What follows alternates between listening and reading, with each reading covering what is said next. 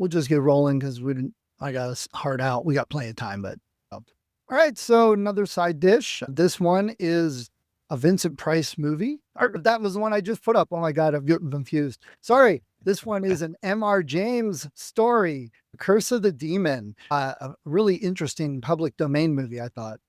Ironically enough, what you actually have is Night of the Demon, which Right. is just slightly different. Yes, and that brings up the point of why this is public domain and it isn't. Yeah, there's an English version and an American version, and it came out in 1957. It's an English film, and as you said, it was based loosely on a short story by M.R. James called Casting the Runes. Yes.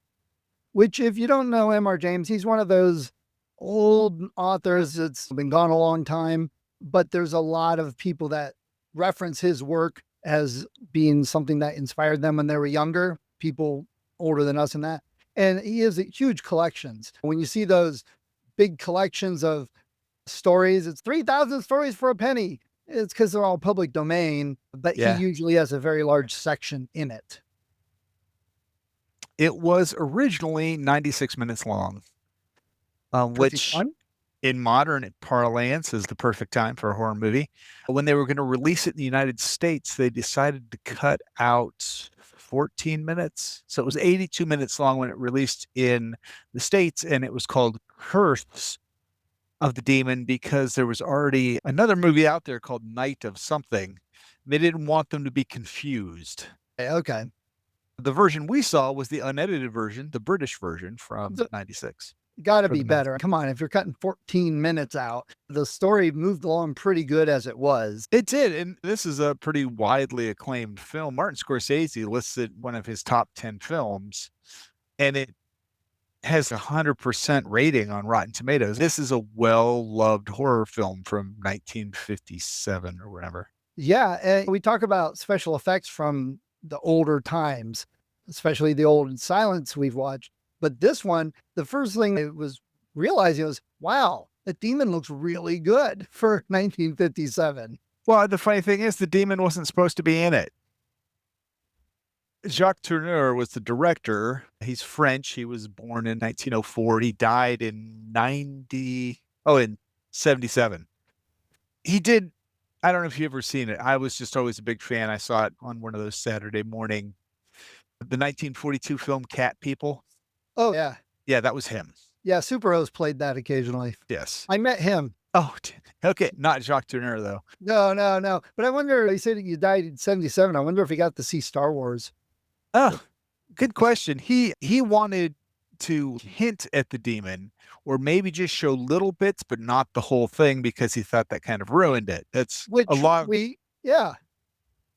along your lines, but the studio overrode him on that, and he wouldn't even be there for the filming of the scenes with the demon. Wow. So that was somebody else sitting in the chair while they did those parts. I must say, for 57, that whole thing with the demon boiling in on the cloud and showing the huge hulking demon looked really good. This is Godzilla time frame, and I thought it looked a little better than Godzilla. Oh So yeah. I do think it being in black and white helped a lot, always, yeah. but it was produced by a guy named Hal E. Chester. And we don't typically talk about producers very often, but I mentioned Chester. He produced, I don't know if you ever heard of him, the Joe Palooka film series from the 1940s. Based on the bubblegum comic strips. Kind of, yeah. Okay. He produced all of those, and there were a lot. There were like, I don't know, 5, 9, something like that. But the screenwriter was Charles Bennett. He and Tourneur hated Hal E. Chester. They loathed each other to the point that Bennett was like, if I saw him coming up my driveway, I'd shoot him. Heast. And I'm like, how do you guys work like that? Yeah, pressure builds diamonds. That's true. So there's a couple things in this film that really stand out to me as quizzical, as something to puzzle over. It's a British film. The main character is a character named John Holden, played by Dana Andrews, who died in 92. He had 103 projects, none of which you and I would know in this day and age. A huge fan of Tourneur. In fact, when he went back to the States, and started another movie, had Tourneur come in and direct it for him. But he's American. So it's a British film about British society, and the hero is an outsider from America. Yeah, these last two public domain, the last one had Vincent Price over in Italy filming in Italian, and now this one is so. Yeah, it seemed really odd to me that I don't know if it's like the brash American persona they thought would fit better for that character or what, but Yeah. Peggy Well, Cummins. speaking of Godzilla, Orson Welles did that. He was the reporter when they Americanized the film. They added all these reporter bits to make it more palatable. Sometimes they make weird calls. Yeah. Peggy Cummins played Jenna Harrington. She died in 2017. She only did 29 films in her career. Neil McGuinness played Julian Carswell. He was well known in the European theater scene, much less so here in the States. He was a great villain in this. He just had enough slimy oiliness to him. And it was a little, is he bad? Is he good? But it's like, I can take care of you. They based him on Aleister Crowley. Oh, So, well, okay. That yeah. makes a lot of sense, actually. The other thing that really, so the film is really well done. It's not overacted. The effects, especially considering the time, pretty amazing. Yeah, Uh, and like the big weather storm he pulls up at one time, and that looked really good. Now it was probably a sound stage; they could do a lot, but it didn't have that hokey. Oh, look, they have flashing lights with someone holding sheet metal. It didn't have that feel at all. and that was like one of the fights they had with Chester was Chester wanted to use fans for that stuff, and Tourneur wanted to use jet plane engines to get some wind going. It's flying through the air. Dana Andrews threatened to leave the film if they didn't do what Tourneur wanted. Wow. Would have been their star gone. They would have had to recast. So yeah, it's a great film. I'd recommend watching it, but reading through the thing about how it was 96 minutes and they cut it down to 82 to release in the States. This just, it's blowing my mind. Agreed. It's stupid because 96 minutes they thought was too long for an American audience to sit through. So they cut it down to 96 to 82 minutes. But in the States today, where our short form content is far more widely accepted than our long form, but our movies are now 2.5 hours long. Yeah, commonly, What even movies that don't need to be 2.5 hours for long. sure? How does that happen where our attention span is crossing over in this weird Yeah, way? which we talk a lot about the YouTube and TikTok channels, which anyone listening, go check out our YouTube, TikTok channels.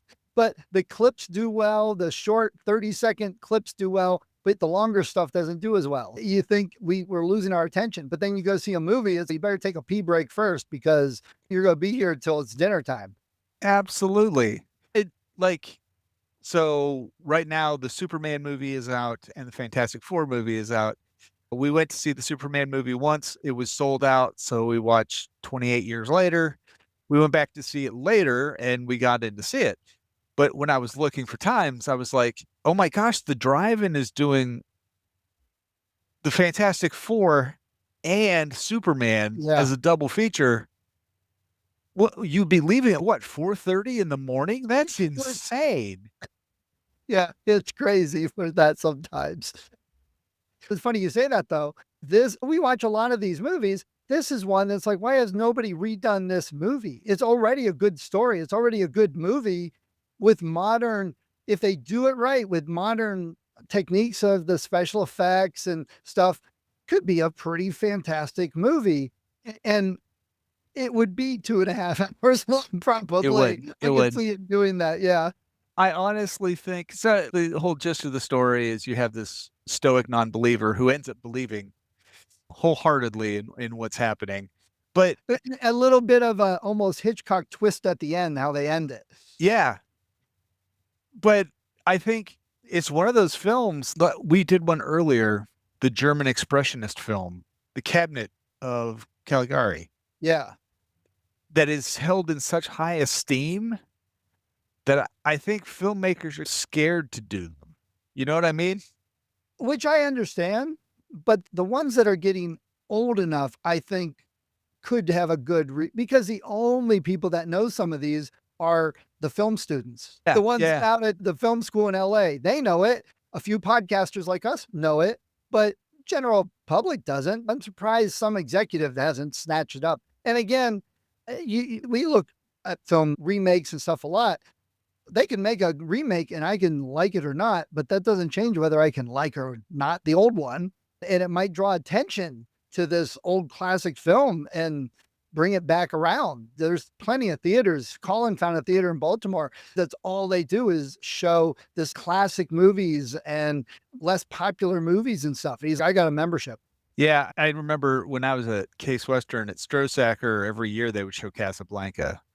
And it's just a completely different feeling when you're watching it on a 40-foot wide screen than watching it on television. It's the And celluloid shines through. especially if they've gone through and cleaned them up and brightened them and made them look really good without changing it. I'm not telling them to go in and mask out guns because it's not correct nowadays. Screw that noise. Yeah. But cleaning it up so it's not so grainy and not so dark. And that really makes the old movies, especially the black and whites, really shine.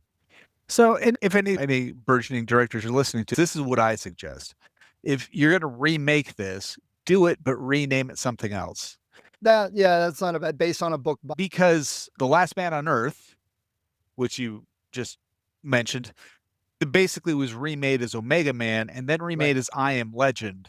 Right. So that in both of those cases, both of those films stood on their own without having to reference back to the Victor Price. But I just watched Suspiria, the remake, and it was a good movie, but it wasn't Suspiria. It was only so vaguely based. It was like somebody had taken the original D'Argento film and just waved it in the room, and that was good enough for them to call it that. Right. That's the problem with a lot of the remakes. They don't get the heart of what makes it a good movie. And they do very superficial story on top of a movie. And it's like, what the heck is this? Yeah. And I think in my mind, I Am Legend was good because they didn't reference it back. They let it stand on their own. In the case of Suspiria, it was a good movie, but they were cashing in on the fame of the name of the 77. And I think that was still in the days Amazon was experimenting, trying to figure out how to make a good movie that people would like. And I think that was one of them that fell in that time frame. Let's remake this one and see what happens.